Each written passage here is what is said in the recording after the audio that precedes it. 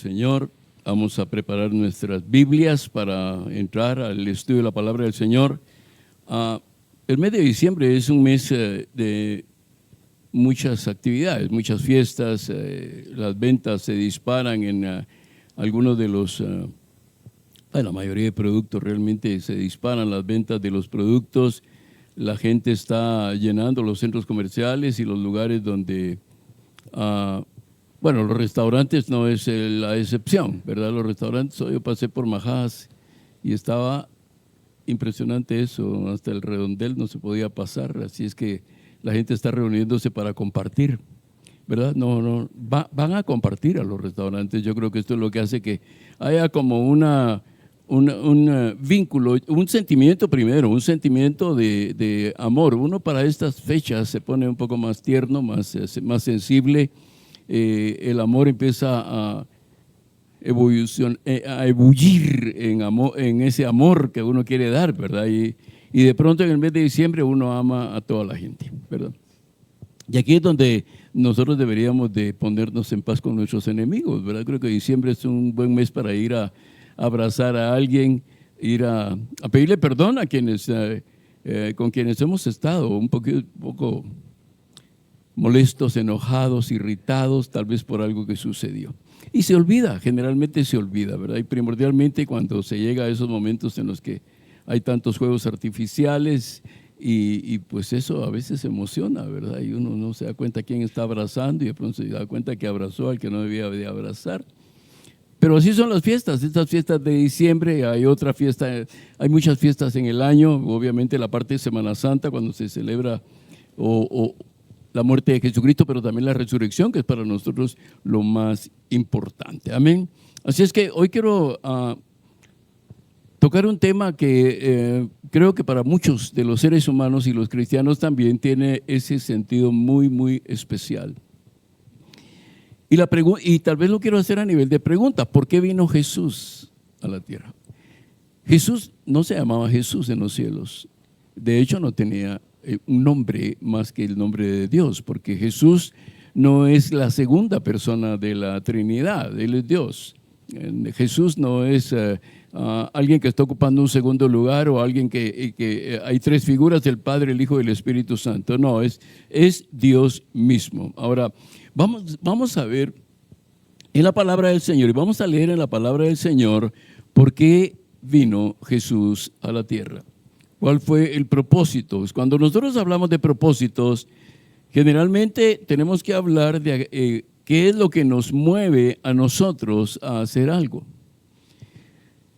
Se dice en las ciencias, de la psicología, la sociología, se habla acerca de una persona debe tener tres cosas en su vida: identidad, propósito y destino. Y esto es parte de lo que se ha perdido en estas nuevas generaciones. La identidad, porque en algún momento la identidad ya no la están dando los padres dentro del hogar, dentro de las familias.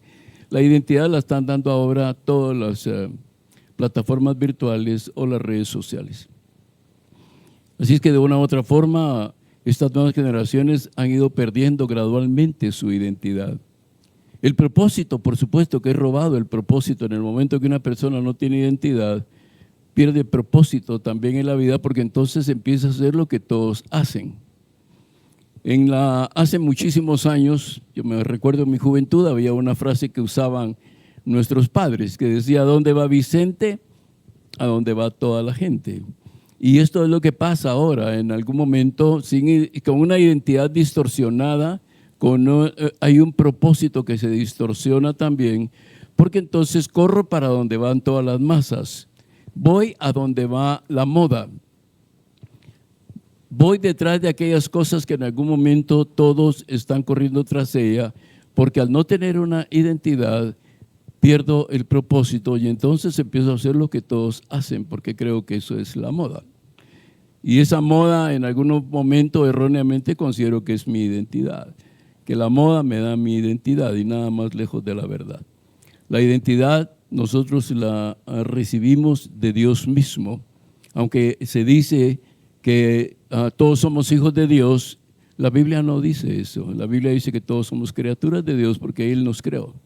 Pero no todos somos hijos. Somos hijos los que creemos en Él. Todo aquel que en Él cree no se pierde, más tiene vida eterna en Jesucristo y somos hijos de Él.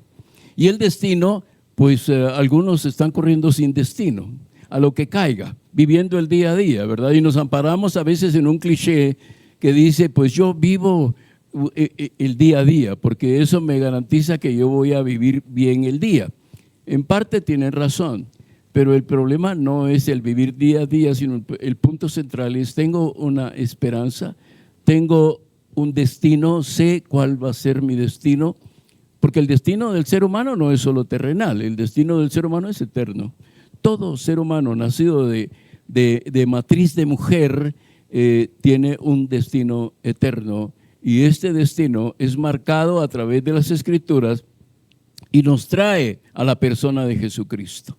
Nos lleva a entender por qué Jesús vino, por qué el Hijo de Dios dejó su gloria para venir a nacer al vientre de una mujer terrenal. Y la Biblia nos va a hablar hoy acerca de esto. Quiero que por favor busquen en su Biblia en el Evangelio de Lucas, en el capítulo 2, y vamos a entender por qué Jesús vino a la tierra. Allá no se llamaba Jesús, pero para efecto de identificación nuestra terrenalmente, nosotros lo conocimos aquí como Jesús, como el Salvador. Voy a dejar para el final la alabanza, hija, no te quiero tener parada, perdón. Gracias, amada, te agradezco tu disposición. Amén. Lucas capítulo 2, verso 8. Amén.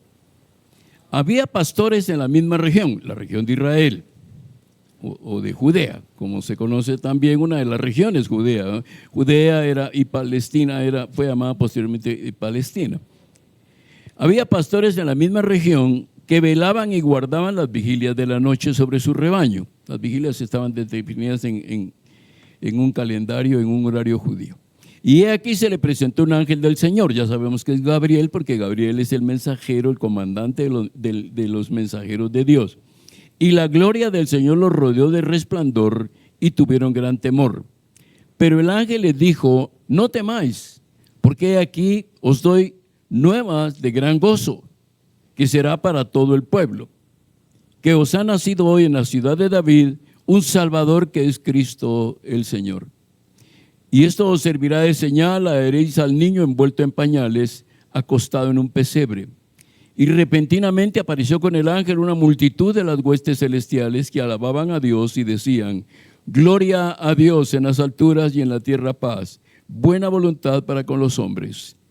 Sucedió que cuando los ángeles se fueron de ellos al cielo, los pastores se dijeron unos a otros, pasemos pues a Belén y veamos esto que ha sucedido y que el Señor nos ha manifestado. Vinieron pues apresuradamente y hallaron a María y a José y al niño acostado en el pesebre, y esto es lo que ellos hicieron.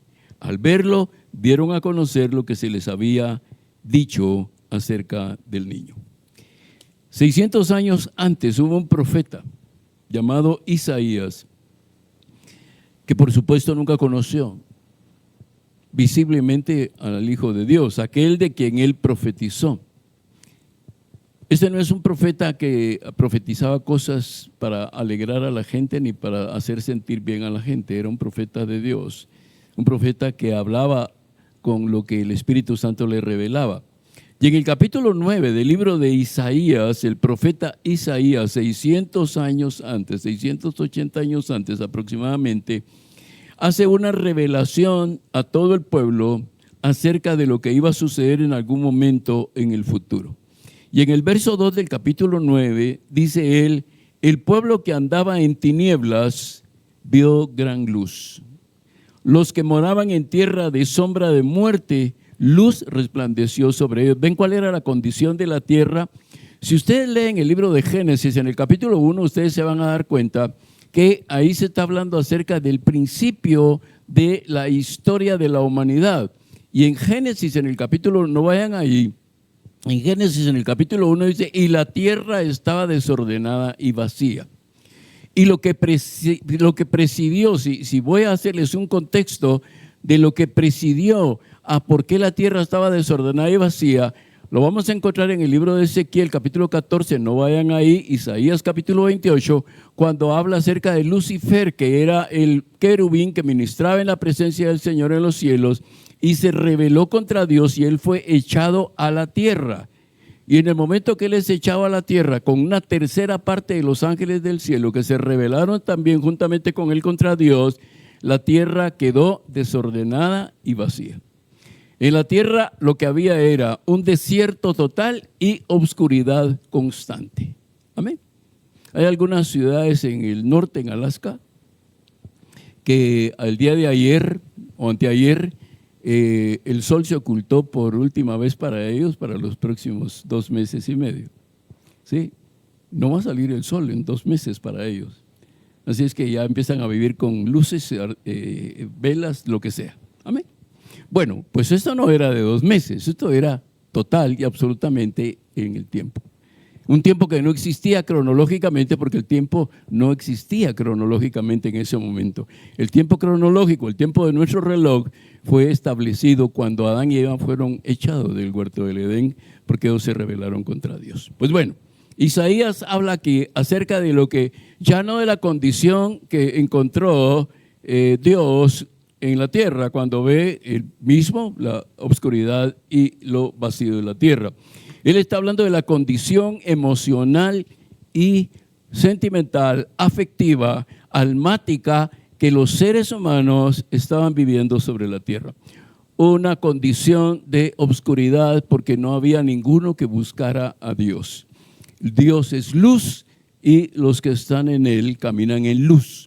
Y lo que Isaías nos está diciendo 680 años antes de que Jesús naciera es que la tierra, el ser humano estaba en una obscuridad total y en un desierto total por falta de identidad, de propósito y de destino. Pero dice ahí más adelante en el verso 6 de ese mismo capítulo 9, porque un niño nos es nacido, hijo nos es dado, y el principado sobre su hombro, y se llamará su nombre admirable, consejero, Dios fuerte, Padre eterno, príncipe de paz. Y este es Isaías profetizando muchísimos años antes del nacimiento de Jesús, el Salvador. Ese nacimiento que trajo a la humanidad la esperanza de salir. Por eso es que Jesús habla de que Él es luz. Por eso Él dice, yo soy la luz del mundo. Y hay un pasaje que es importante para nosotros tomar en cuenta, amados hermanos. Por alguna razón se celebra en el mes de diciembre el nacimiento de Jesús. Por alguna razón que no voy a tocar hoy ni la voy a discutir. Pero si ustedes ven en cuestiones puramente de clima, de estaciones del año, tuvo que haber sido antes y no diciembre, pero por alguna razón se celebra en diciembre. Y tomemos este mes de diciembre como esa parte en la cual nosotros somos llamados a llevar nuestro corazón nuevamente ante el Padre, llevar nuestro corazón ante Él y tratar de entender por qué Jesús fue enviado. ¿Cuál era el problema real en el mundo? ¿Por qué no a otro planeta? ¿Porque otro planeta estaba poblado o no poblado? No lo sé. Pero vino a la tierra. ¿Por qué razón? Porque el hombre estaba esclavizado y sumergido en una oscuridad total, en una muerte total. El alma de cada ser humano antes de que Jesús viniera era de completa oscuridad, de tinieblas, de sequedad. Era como un desierto. Dice el profeta, dice que el hombre sin Cristo es como el tamo que el viento se lleva. Esas ramas que van en el desierto siendo llevadas por el viento del desierto de un lugar para otro. Y aquí surgen 4 preguntas que yo quiero iniciar esta parte con estas 4 preguntas. ¿Qué ocurrió para que cada ser humano requiera salvación? El hombre pecó en el huerto del Edén por decisión propia. No tratemos de culpar al diablo, a la serpiente, a Satanás, al chamuco, como queramos decirle, porque en algún momento decimos, es que el diablo engañó a la serpiente. No, Eva y Adán tomaron la decisión de desobedecer a Dios. Por eso era necesario que el Hijo del Hombre viniera a la tierra para hacer expiación, o sea, para pagar en sustitución el pecado del hombre. Ahora, ¿de qué nos vino a salvar Jesús? ¿De qué nos vino a salvar? ¿Teníamos necesidad de salvación? Si no nos dábamos cuenta, la palabra del Señor se encarga de situarnos en la verdad. Necesitábamos salvación. ¿Por qué? Porque dice la palabra del Señor que el que está en Cristo es nueva criatura. Nos necesitamos nacer de nuevo. Jesús se lo dijo a aquel hombre Nicodemo cuando le va a preguntar cómo él podía obtener la vida eterna, y Jesús le dice, tienes que nacer de nuevo. ¿Por qué razón? Porque tanto Nicodemo como los millones y millones de personas que vivimos actualmente en este planeta Tierra, necesitamos la salvación, necesitamos salir de ese valle de oscuridad, necesitamos salir de esas ataduras que la muerte tiene sobre nosotros. No solo la muerte física, porque todos vamos a morir. Salomón, el hombre que escribió el libro de Eclesiastés, dice que al final el rico y el pobre van exactamente al mismo lugar. Vamos a morir. Pero ese no es el punto, sino el punto es la esperanza. Ahora, ¿cuál era la condición del hombre después de la caída? El hombre se convirtió en un enemigo de Dios en el momento de pecar. Todo hombre que peca se convierte en un enemigo de Dios. Ahora, ¿a quién vino a salvar? ¿Por quién venía Jesús realmente?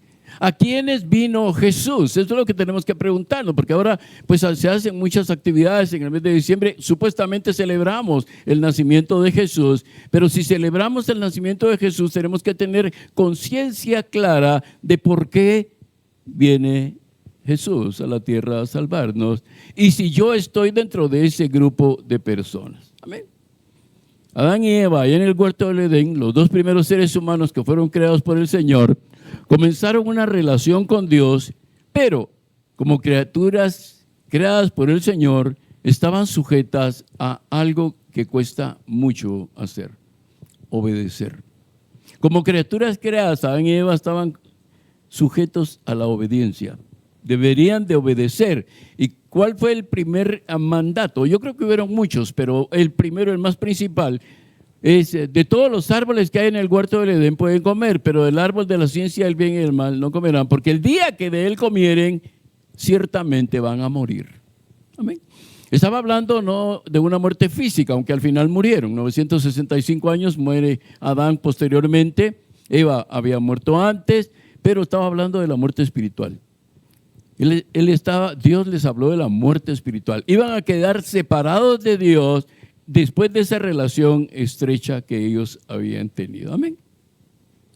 ¿Cuáles fueron las consecuencias de haber comido del fruto? No fue el fruto que comieron. La muerte física primero, porque en el huerto del Edén había un árbol del que ellos iban a comer en algún momento, que era el árbol de la vida, el cual dice el libro de Apocalipsis en el capítulo 22, que todos los que hemos nacido de nuevo comeremos de ese árbol. Vamos a comer del árbol de la vida. Fíjense para lo que vino Jesús. Vamos a comer del árbol de la vida, del cual Adán y Eva no comieron. Porque si hubieran comido del árbol de la vida, todos nosotros que nacimos después de Adán y Eva no tendríamos ninguna posibilidad de salvación. Estaríamos muertos totalmente en nuestros delitos y pecados. ¿Por qué? Porque ellos comieron del árbol de la vida, pero no comieron. Y en esto podríamos decir, gracias a Dios que no comieron. Aunque comieron del árbol de la ciencia del bien y del mal. Y en esa desobediencia ellos fueron expulsados del huerto. Y a partir de ahí, todo ser humano que nace, por muy tiernos que sean los bebés, ya nacemos con una iniquidad dentro de nosotros y una tendencia al mal. A veces en una familia hay 3 hermanos. 2 son buenísimos, moralmente buenos, y hay uno que es terrible. Y los papás se preguntan si les hemos dado la misma educación, el mismo cuidado, el mismo alimento, las mismas oportunidades. ¿Por qué este tercero tiene esa tendencia a la maldad? Lo que sea, alcoholismo, tabaquismo, lo que sea. No es que hayan enseñado mal, a veces sí, a veces no, sino es la maldad que ya hay en cada ser humano. Y yo lo digo de esta manera: ustedes ven a un niño pequeño romper un juguete y ustedes dicen, ¿por qué lo rompió? ¿Por qué le arrancó las llantas al carrito? ¿Por qué le quitó la cabeza a la Barbie? ¿Por qué le arranca los brazos a la Barbie? No es porque no le guste la Barbie, sino que hay una línea en cada ser humano de maldad. ¿Por qué vino Jesús a la tierra? Porque el hombre sin Cristo estábamos perdidos y hundidos en nuestros delitos y pecados. Romanos capítulo 5 y verso 12 dice: por tanto, como el pecado entró en el mundo por un hombre, en el genérico, hombre y mujer, Adán y Eva, y la muerte entró por el pecado. Al momento de entrar el pecado, al momento que Eva le da esa primera mordida a la fruta, que no sabemos qué fruta era, y Adán participa con ella también, entra el pecado. Pero no solo entró el pecado, sino entró la muerte. Si alguno de ustedes ha pensado en el día de la muerte, no, en el día es muy difícil porque nadie sabe qué día se va a morir, pero si pensamos en el momento en el que nos vamos a morir, algunos hasta escogen cómo quieren morir, ¿verdad? Dice: a mí me gustaría morirme durmiendo y que ahí me dé un paro cardíaco y me muero. A mí me gustaría morir volando, que me vaya en un avión y ahí pues ya. A mí me gustaría morir al instante. Y pareciera que el hombre está buscando sus formas o tienes una selectividad por la forma de morir. Pues bueno, el hombre sin Cristo no necesita una experiencia física para saber que está muerto espiritualmente, está separado espiritualmente. Y el Hijo de Dios, Cristo mismo, desde los cielos, había que satisfacer el corazón del Padre. Por eso es que ustedes oyen en la Biblia y leen en la Biblia la palabra la justicia de Dios. Porque la justicia de Dios es la única que permite que el hombre pueda entrar al reino de los cielos. Un juez en la tierra puede absorber a una persona de un delito. Esto es, esta persona fue acusada de un delito. Esta persona es llevada ante un tribunal, esta persona se para ante un juez esperando su benevolencia, pero la persona cometió el delito y el juez lo que hace, el juez no puede declararlo justo porque esa persona cometió ese delito. El juez lo que hace es perdonarlo, pero ese hombre sale de ese tribunal sabiendo que aunque fue perdonado, él sí cometió el delito, él es culpable de delito. Si esta persona o esta misma persona llega no habiendo cometido delito y esta persona se para ante ese juez, es defendido, presentado sus argumentos, pero él no cometió el delito y el juez se da cuenta que no cometió el delito, el juez lo justifica, lo declara justo y ese hombre sale de ese tribunal siendo justo y siendo justificado por el juez. No cometió el delito. El juez no puede hacer las dos cosas, perdonar y justificar, no lo puede hacer. Jurídicamente no lo puede hacer. El juez hace una u otra cosa. Jesucristo vino a hacer exactamente las dos cosas con nosotros. Vino a perdonar nuestros pecados en la cruz del Calvario, que esto se celebra más adelante, en marzo, abril, etcétera, de acuerdo a la Pascua judía.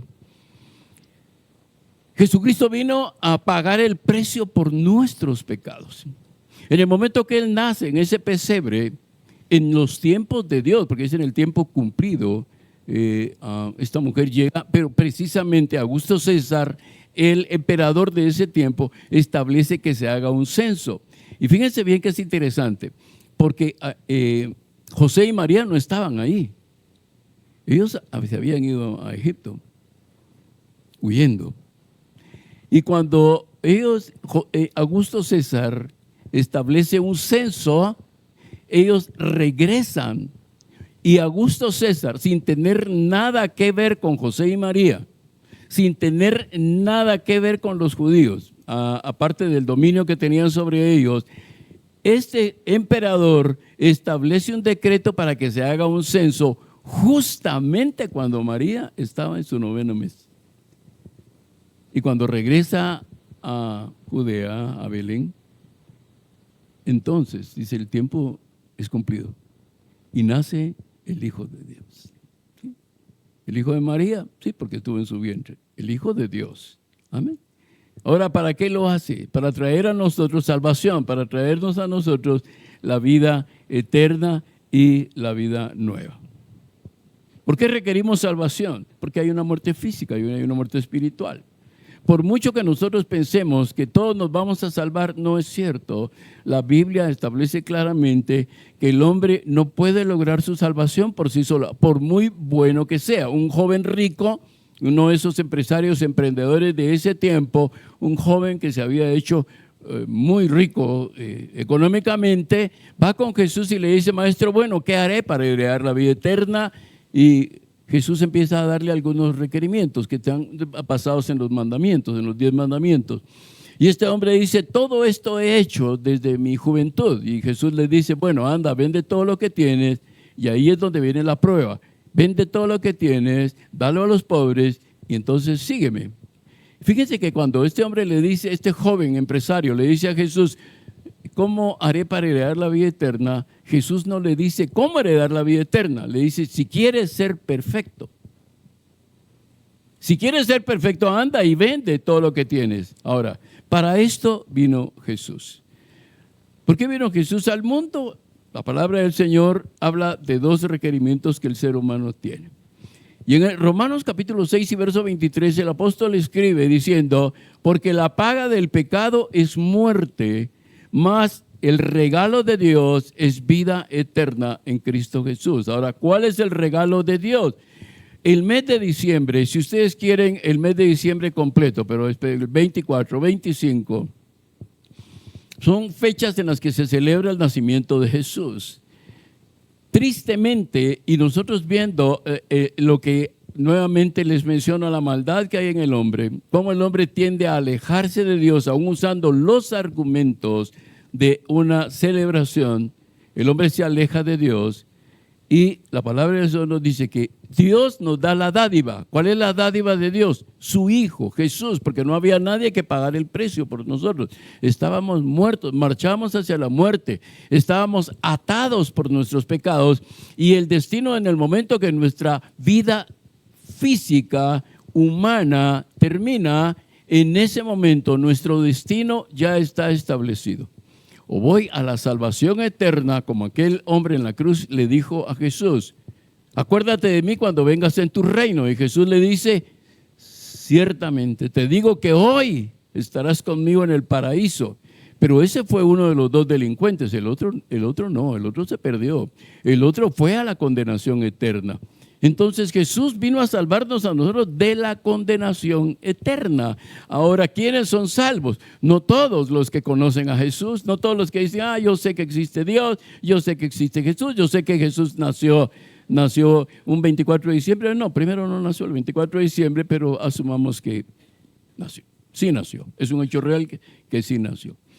Juan, en el capítulo 3 y verso 36, el apóstol Juan, el apóstol amado, el apóstol que cambió de ser un hombre violento, y el Señor transforma a un hombre violento, porque dice que uno de los apodos que le tenían a él y a su hermano era Boanerges, que eran hijos del trueno, o sea, eran 2 jóvenes violentos, y Juan, uno de ellos, se convierte posteriormente en el apóstol del amor. Un hombre tierno, dice que él se recostaba en el pecho de Jesús. Y en este capítulo 3 y verso 36 dice: el que cree en el Hijo tiene vida eterna, el que cree en el Hijo.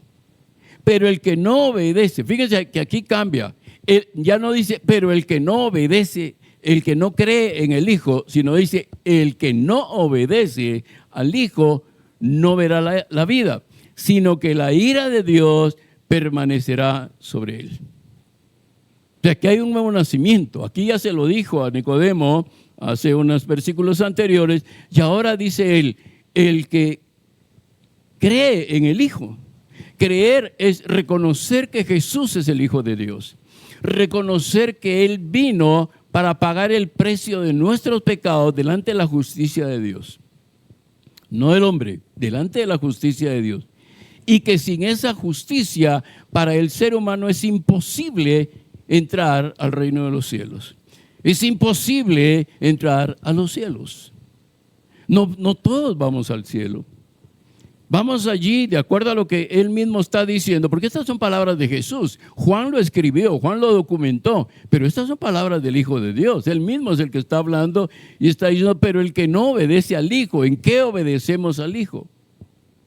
¿Cuál es la obediencia central, esencial, clave que nosotros necesitamos para saber que obedecemos al Hijo? Nuestra confesión de nuestros pecados.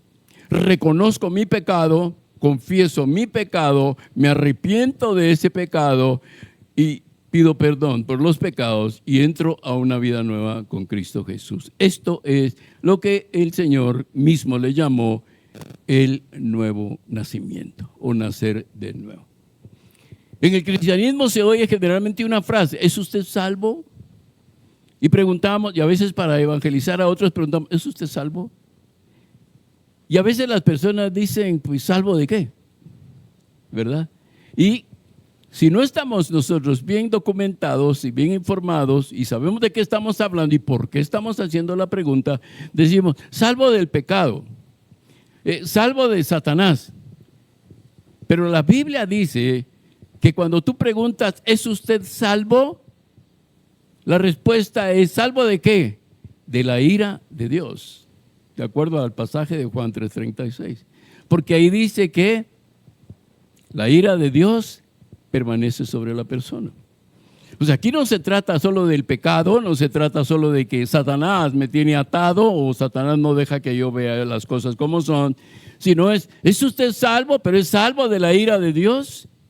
Porque al final, fíjense que Salomón, 800 años antes, Salomón escribe, antes de que Jesús naciera, Salomón escribe un libro llamado el libro de Eclesiastés. Salomón tenía 80 años, ya era un anciano, ya había sido rey, ya había tenido 700 esposas y 300 concubinas, desobedeciendo la palabra de Dios, porque Dios había dicho que el rey debía tener una sola esposa. Y este hombre en su ancianidad, después de haber pasado por todas esas experiencias, escribe sobre la muerte. Y él dice, donde el árbol cayere, ahí quedará. Si cae al norte, quedará en el norte. ¿Por qué? Porque ahí lo van a hacer leña, materialmente hablando. Si cae al sur, quedará en el sur. Espiritualmente hablando, ¿de qué hablaba Salomón? Si una persona muere en Cristo, habiéndole rendido su vida a Jesucristo, va al cielo, al paraíso, como él le dijo a aquel hombre, pero el cielo posteriormente. El cielo y el paraíso no es lo mismo, pero el paraíso está dentro de los cielos de Dios. Y si cae al sur, no estoy diciendo que los ángulos estos de la tierra tengan que ver con la salvación, pero si muere sin Cristo, no hay nada que lo salve, nada. Ni nada, ni nadie lo va a salvar. Muere sin Cristo y muere y va a la condenación eterna. Este es el punto central de por qué vino Jesús a la tierra. Porque Él quiere que todos, dice Él, Jesús no quiere que perezcamos. Él quiere que tengamos vida. Él no quiere que perezcamos. Los que son padres saben lo que es educar a un hijo, cuando se tiene más de un hijo. Porque los hijos únicos son un caso bien especial. Pero cuando hay otros hijos, los padres que tienen hijos saben lo que es eso. Saben lo que es formar a esos hijos, más cuando hay hombre y mujer también, ¿verdad? No es igual, es diferente la educación. Ya hablaremos en algún momento de ese tema. ¿Debo ser salvo? Sí, debo ser salvo. ¿Por qué? Porque en el momento que muera, yo ya no puedo hacer nada. No, es que murió, pero Dios tendrá compasión de ellos. No, Dios tuvo compasión mientras estabas vivo y te dio todas las oportunidades. Hoy es una oportunidad de estas. Hoy Dios está dando una oportunidad para que, oyendo la palabra del Señor, nosotros le entreguemos nuestro corazón al Señor. Las personas están sin Cristo en la caída. Fíjense bien, quiero que vean algunos pasajes. Yo los voy a ir leyendo, ustedes van anotándolos si no da tiempo en esto. Fíjense bien. ¿Cuál era la condición del hombre después de haber pecado? Número uno, se hizo enemigo de Dios. Si ustedes han tenido algún enemigo, saben lo amargo que es tener enemigos. Tal vez tienes un enemigo en la empresa, te va a amargar la vida. Tienes un vecino que es enemigo, te va a amargar. ¿Verdad? Los enemigos generalmente traen amargura al corazón de la persona. Y dice que el hombre y la mujer sin Cristo son enemigos de Dios. No es que Dios te vaya a matar, a juzgar un día así, por supuesto. Pablo lo explica en el libro de Romanos capítulo 5 y verso 10. Pablo lo explica de esta manera. Porque si cuando éramos enemigos fuimos reconciliados con Dios por medio de la muerte de Jesucristo. Dice la palabra del Señor que sin derramamiento de sangre no hay remisión de pecados. No puedo ser sacado del pecado. La palabra remisión viene de la palabra del término redentor en la palabra, y esto es pagar un precio en el mercado de esclavos. Y dice allí, cuánto más ya reconciliados con Él seremos salvos por la vida de Cristo. No hay otra forma de ser salvos. No busquemos formas por hacer obras. Es que yo hice muchas obras. Este joven rico había hecho muchas obras buenas, de acuerdo a la ley, y sin embargo estaba perdido. No es por obras, no es por ser buena gente, no es por tener una serie y tener un respeto maravilloso por todas las reglas morales. Es únicamente a través de la muerte de Jesucristo en la cruz del Calvario, la resurrección de Jesucristo, y reconocer que a través de Él yo nazco de nuevo. Éramos enemigos de Dios antes, pero también, hermanos, esclavos del pecado. ¿Qué es un esclavo? Alguien que está sujeto a un yugo y que no tiene voluntad propia. Tiene que hacer lo que su Señor le está diciendo que haga. ¿Por qué éramos esclavos del pecado? Porque el pecado nos inducía. En algún momento, si una persona es mentirosa y no conoce a Cristo, va a vivir con la mentira en sus labios siempre, porque en su alma le manda que mienta, porque en algún momento encuentra algún deleite en mentir, porque encuentra algún beneficio en mentir. Pero al final, cuando la persona quiere dejar de mentir, le va a ser imposible dejar de mentir. Algunos dirán porque ya se volvió un hábito. Tal vez sí, el problema es espiritual. Emocionalmente se volvió un hábito, claro que sí, pero espiritualmente la mentira se ha vuelto un amo para esa persona y lo obliga y lo lleva y lo induce a mentir siempre. Romanos 6:17, el apóstol Pablo, siempre escribiendo el libro de Romanos, dice, pero gracias a Dios, porque aunque eras esclavos del pecado, han obedecido de corazón aquel o aquella forma de enseñanza a la cual se han entregado. ¿Cuál es la enseñanza? La palabra del Señor, lo que la palabra del Señor dice. Entonces, éramos esclavos del pecado. El pecado nos manejaba. Con todo el respeto voy a hablar del alcoholismo, porque sé que a veces esto lastima sensibilidad. Durante mi vida, ya tengo muchas lunas de estar en la tierra, gracias al Señor, he oído a muchas personas esclavas del alcoholismo decir que van a dejarlo cuando quieran. He visto a estas personas estar esclavas toda su vida y he sabido de algunos que han muerto creyendo que podían dejarlo.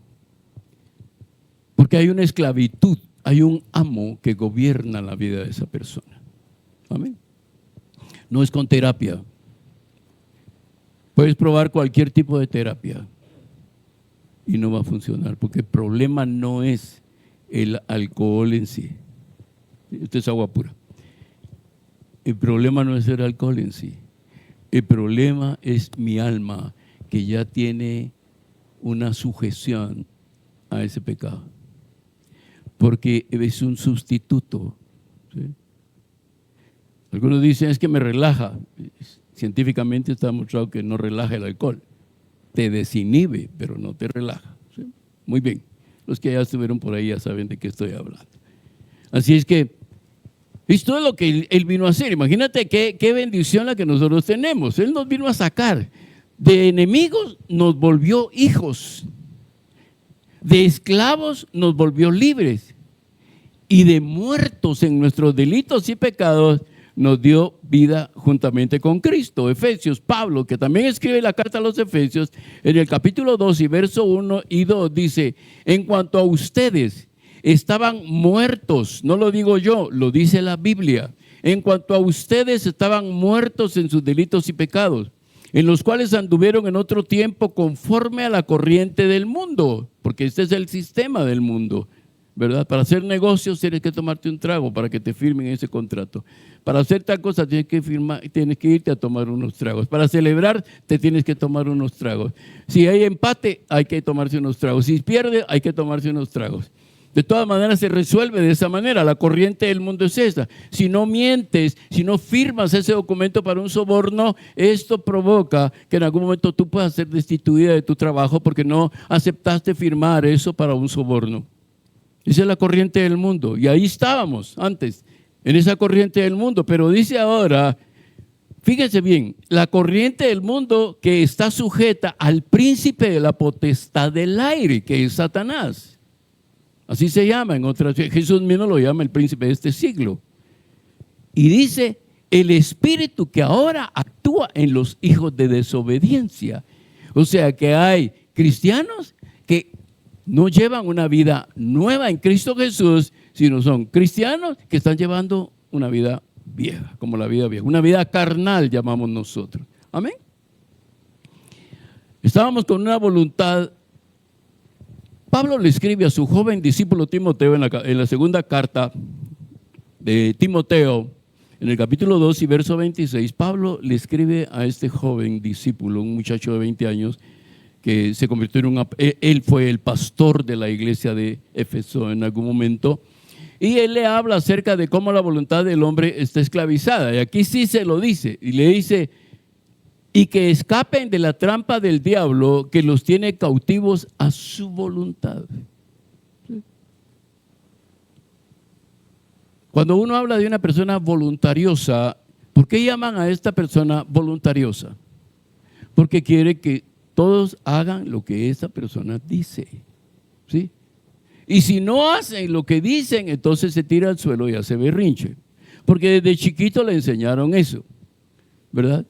Quiero esto, y el niño, 4 o 5 años, quiero esto, y como no se lo dan, se tira al suelo, patalea, y los papás, para no pasar una vergüenza, se lo compran. Ya le están empezando a arruinar la vida a ese niño. Pues cuando sea un adulto va a hacer exactamente eso, con su esposa, con sus jefes, con sus vecinos, con sus amigos. Y esto es una persona voluntariosa. Ahora dice que las personas sin Cristo, para esto vino Cristo, para deshacer las obras del diablo. Porque las personas sin Cristo están sujetas en su voluntad a las trampas que el diablo les ha tendido. Los tiene cautivos a su voluntad. ¿Y cómo se manifiesta esa voluntad? En argumentos aquí en la mente. El apóstol Pablo dice, derribando argumentos, en el libro de Colosenses, y toda altivez. ¿Por qué tengo que derribar argumentos? Porque el mundo me ha metido paradigmas, me ha metido argumentos en la cabeza de que no le importa. ¿Han oído la frase no pasa nada? Esa frase ha sido usada para apartar y separar a las personas de Dios. Porque la persona comete una falta, un delito, un pecado y decirle, no pasa nada, Dios te ama. ¿Sí? Es cierto que Dios nos ama. Si somos sus hijos, va a pasar algo y eso va a pasar. Porque dice la Biblia que Dios al que ama disciplina y corrige al que toma por hijo. O sea, Dios te va a corregir. Si eres hijo, si eres hija, Dios te va a corregir.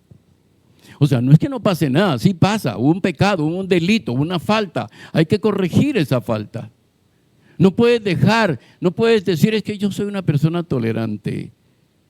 Pero esa tolerancia está rebasando los límites y no estás corrigiendo. Y después vas a tener las consecuencias de una persona que no se sujeta a ninguna autoridad. Amén. Muy bien. Aquí viene lo peor. Para mí, este es de lo peor. De todo lo que les he dicho, este es lo peor. El entendimiento entenebrecido. ¿Qué es un entendimiento entenebrecido? No es un entendimiento que está en oscuridad. Es un entendimiento que siempre ha vivido en la oscuridad y ya no tiene capacidad de ver. Vive en la oscuridad. Si uno razona esto, puede decir, bueno, yo podría vivir en obscuridad y habituarme a la obscuridad. Yo pensaba en estas personas, en esta de la ciudad de Alaska, que se quedan estos 2 meses sin sol. ¿Por qué no viven así? ¿Por qué encienden luces? ¿Por qué ponen lámparas? ¿Por qué no viven en la oscuridad? Porque no les gusta y porque ya se han acostumbrado a la luz del sol. Es lo contrario, ya se acostumbraron a la luz del sol. Ahora, así pasa con una persona que vive en obscuridad, completa espiritualmente. No conoce a Dios y no lo quiere conocer, vive en una oscuridad. Sus ojos están acostumbrados a la oscuridad y no quiere salir de esa oscuridad. Fíjense que si un ojo ha perdido la capacidad de ver, el oftalmólogo te puede poner una lámpara enfrente y no ve, ese ojo no tiene la capacidad de ver, ha perdido ya su capacidad de ver, está en una completa oscuridad. Lo que pasa es que la oscuridad está hacia adentro, no la ve hacia afuera la persona. ¿Amén? Perdió la capacidad de ver, no está viendo oscuridad.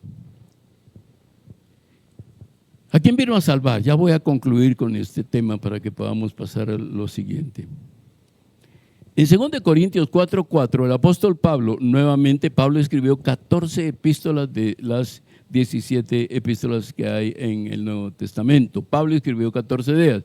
Y en 2 Corintios 4:4 dice el apóstol, pues el Dios de esta edad presente, Satanás, ha cegado el entendimiento de los incrédulos para que no les ilumine el resplandor del evangelio de la gloria de Cristo, que es la imagen de Dios. Es como que Satanás le dice a la gente, no mires para ahí, no puedes ver para ahí, no vas a obtener nada si ves hacia allí, porque él sabe que va a haber la luz. Y el diablo quiere mantener, el sistema del mundo también quiere mantener a la gente en obscuridad. No busquen a Dios, busquen a las personas. Ustedes pueden lograr esto a través de esto, ¿sí? Miren cómo el hombre está siendo desplazado a través de la inteligencia artificial. Y de esto ya será otro tema que tocaremos más adelante. La humanidad no se está dando cuenta. La humanidad está aplaudiendo en este momento a la inteligencia artificial, por supuesto, un gran avance de la ciencia, cumplimiento de la palabra. Jesús mismo dijo, a través del profeta Daniel, dijo que cuando la ciencia se haya multiplicado, entonces vendrá el fin. Y es lo que estamos viendo. Sí, no voy a tocar ese tema hoy, pero sí quiero tocar este tema tan importante. ¿A quién vino a salvar Jesús?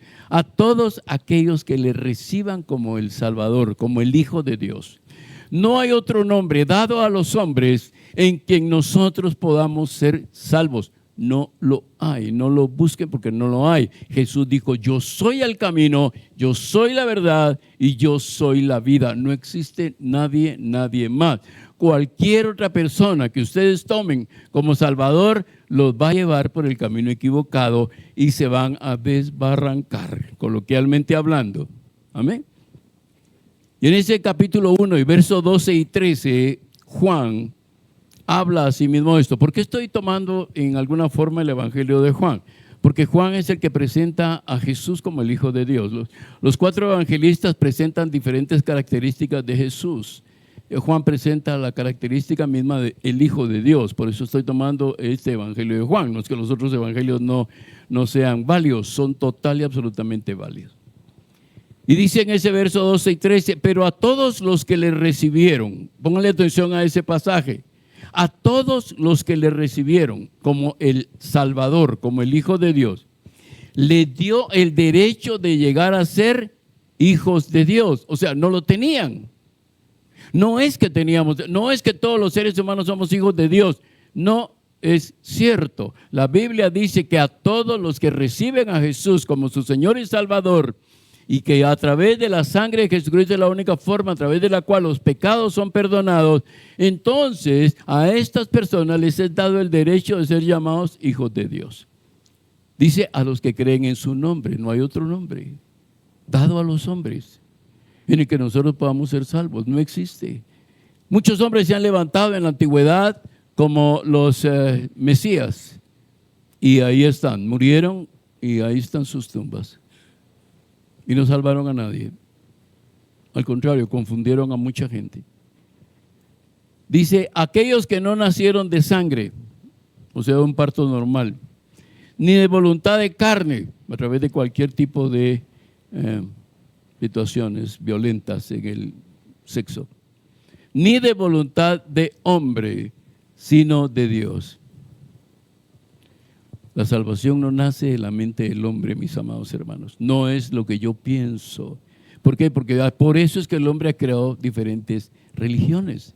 Porque así es como yo pienso. Unos piensan de una forma, otros piensan de otra forma, otros piensan de otra forma. Y se ha levantado un pequeño cliché dentro del cristianismo. Dice, pero es que todos los caminos llevan a Dios. No es cierto. No es cierto. El único camino que lleva a Dios es Jesucristo. Es creer en Él. Es tenerlo en nuestro corazón, es darle la soberanía a Él en nuestro corazón, es que Él sea nuestro Señor. No hay otro camino, no es esto, todos los caminos llevan a Roma. Bueno, es un decir, pero eso no es cierto. Todos los caminos llevan a Dios, menos aún, no es cierto, no lo va a llevar a Dios. Lo va a llevar a lo que el hombre formó, a lo que el hombre diseñó, a las estructuras religiosas que el hombre ha formado, para beneficio de cualquiera. Amén. Efesios 1:5, fíjense bien que dice Pablo en este pasaje, dice, en amor, porque de tal manera amó Dios al mundo, que dio a su único Hijo. Amén.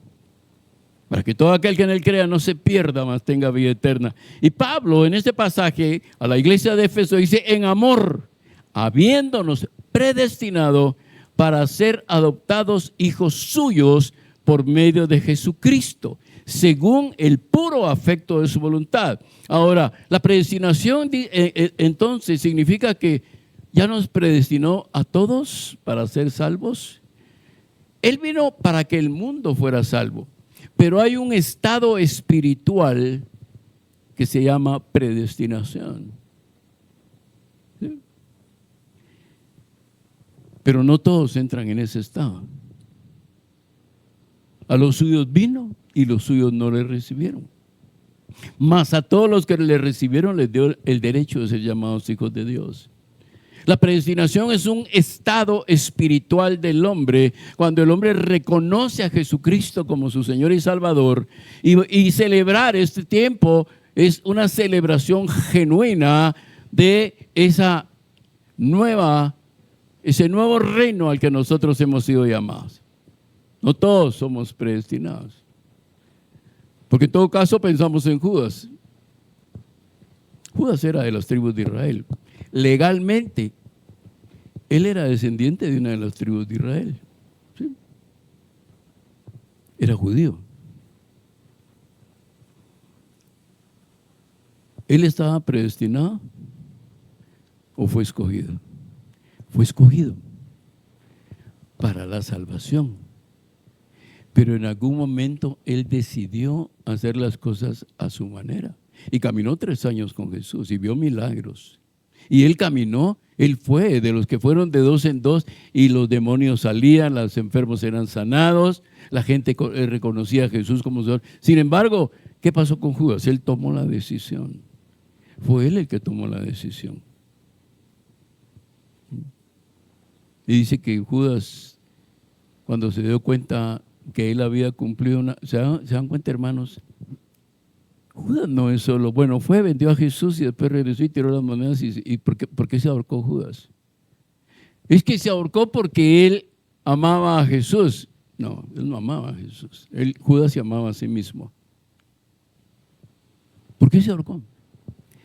Porque Judas era un estudioso de la palabra del Señor. No era un hombre tonto, era un hombre estudioso de la palabra del Señor. Él pertenecía a un grupo llamado los Zelotes, que era un grupo intelectual, religioso, intelectual, pero político también. Y Judas, la razón por la que Judas se ahorca es porque habiendo caminado 3 años con el Hijo de Dios, él lo vende, lo negocia para poder obtener una posición política, y cuando Judas se da cuenta de que tiene en su mano 30 monedas de plata, se da cuenta que él cumplió la profecía del libro de Isaías. Y él era el hombre que estaba cumpliendo la profecía del salmista cuando dijo, me vendió por 30 monedas de plata.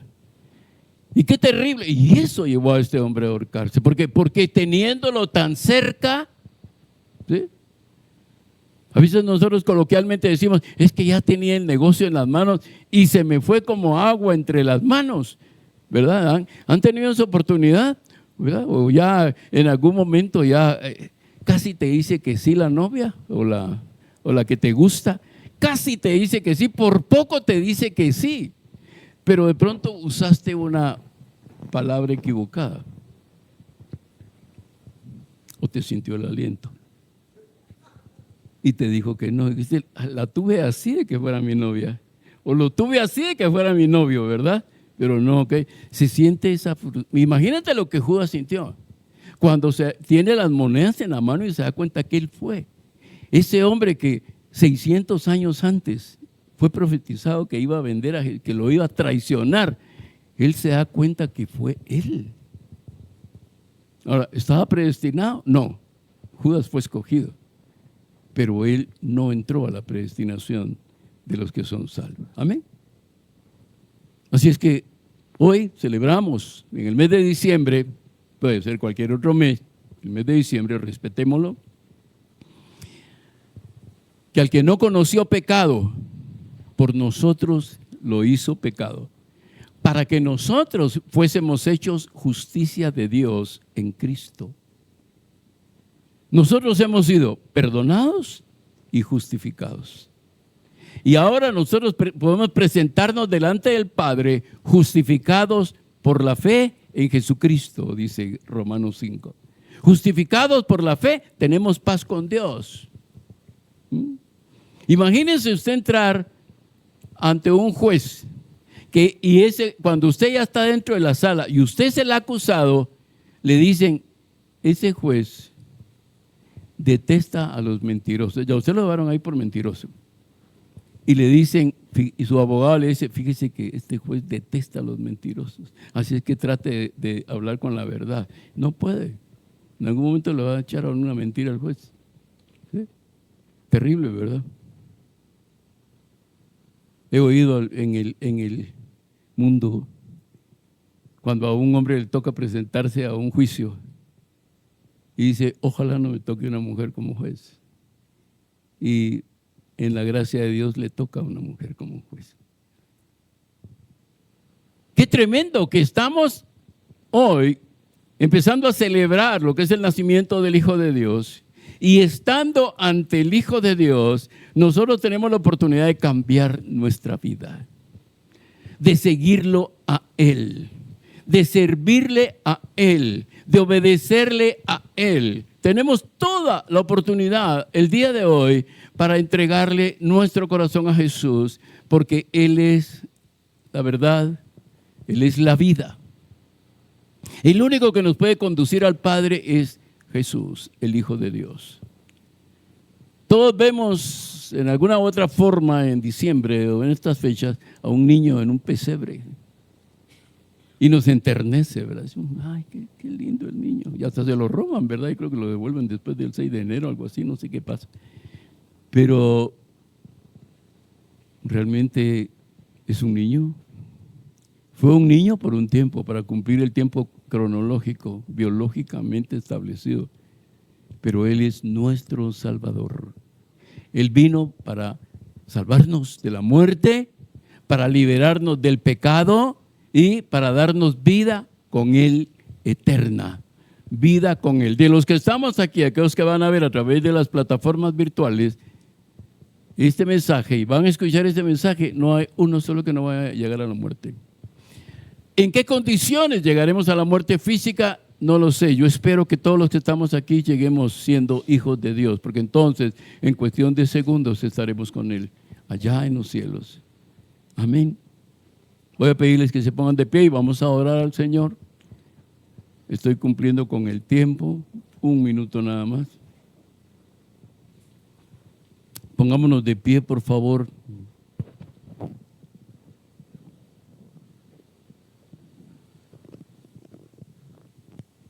Vamos a orar, Padre, a los que están ahí en casa también. Inclina tu rostro por un momento allí donde estás. Aquellos que nos están viendo a través de las transmisiones, de los videos. Padre, venimos delante de tu presencia, Señor. Reconociendo hoy que no son festividades, no son días de fiesta, ni luna nueva, dice tu palabra.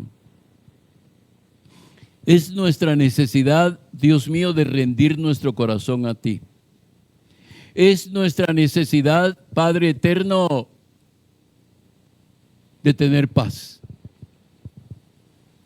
Porque el mundo por sí mismo no puede darnos paz. El mundo trae aflicciones, el mundo trae desesperanzas, mas solo en ti, en Cristo Jesús, encontramos la verdadera paz y la verdadera esperanza. Tú prometiste, Señor, cuando dijiste, mi paz os dejo y la paz os doy, no como el mundo la da, porque el mundo la da con bienes temporales que van a desaparecer, que van a terminar, pero esos bienes materiales no nos van a dar la vida ni la felicidad.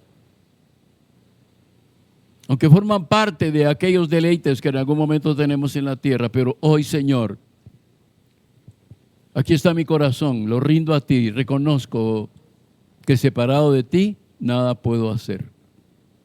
Reconozco, Padre eterno, que es únicamente a través de la persona de tu Hijo, Jesucristo, el príncipe de paz, el admirable, el consejero, el Dios fuerte, el Padre eterno, a través del cual yo logro y alcanzo la salvación.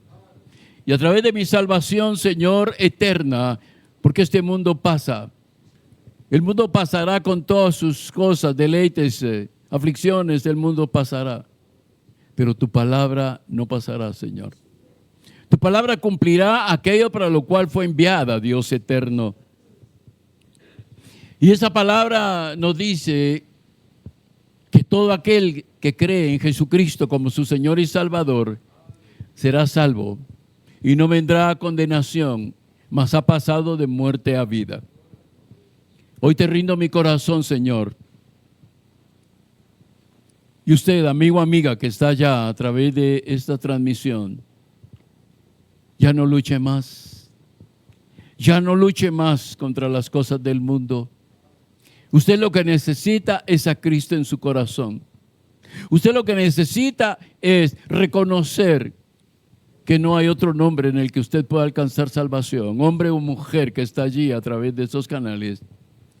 Allí donde está, doble sus rodillas y dígale al Señor, Padre, yo quiero recibir a Jesús en mi corazón. Yo quiero entregarte mi vida, Señor. Sé que mi vida ha sido vanidad de vanidades, como el mismo Salomón decía. Pero hoy quiero reconocer mi pecado delante de ti, Señor. He caminado tratando de darle deleites a mi vida, a mi alma, satisfacciones a mi alma. Pero hoy, en este momento, Padre mío, yo quiero rendirte a ti todo mi ser. Espíritu, alma y cuerpo, rendirlo a ti, Señor. Y reconocer a Jesucristo como mi Señor y Salvador. Quiero nacer de nuevo. Quiero nacer de nuevo, Señor. Ya no quiero vivir en esta vida, Señor, atado al mundo, atado al pecado, atado a los deleites de la carne, a la codicia de los ojos. Quiero tener la verdadera paz. La paz que sobrepasa todo entendimiento. Para que esa paz guarde mi mente, mis pensamientos y mi corazón en Cristo Jesús. Te rindo mi vida, Señor.